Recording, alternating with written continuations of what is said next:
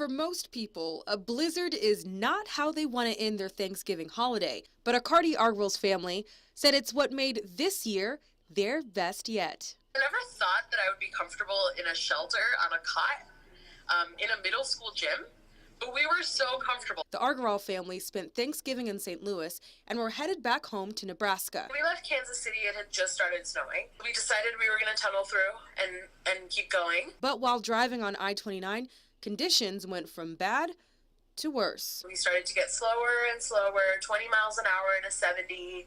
And then we were like 5 miles an hour in a 70, and then everybody stopped. The Argwell family was stuck and almost stranded until their first Good Samaritans came to the rescue. We couldn't see where we were going. We couldn't see the road at all. We had no idea what was happening. We had to stop. We're fortunate enough that these two boys, Dakota Osborne and Alex Jacobs, were driving by and they saw us and they actually got out and helped me push our car out of the snow.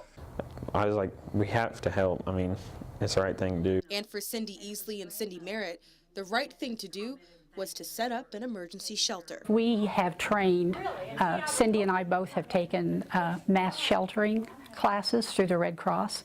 So we've been prepared, but we've never had to use that training since we took the classes. So when she called, I thought, okay, we're going to do this.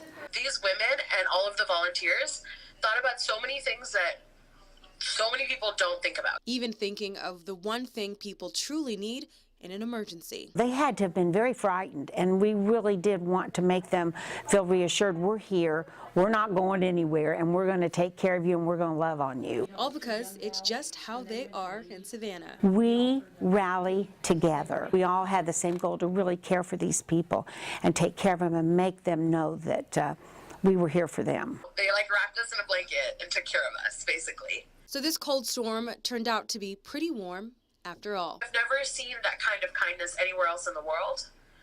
And that it's so overwhelmingly beautiful to experience that, but to know that that still exists in the world. These people like genuinely saved us. Dane Hawkins, KQ2, your local news leader.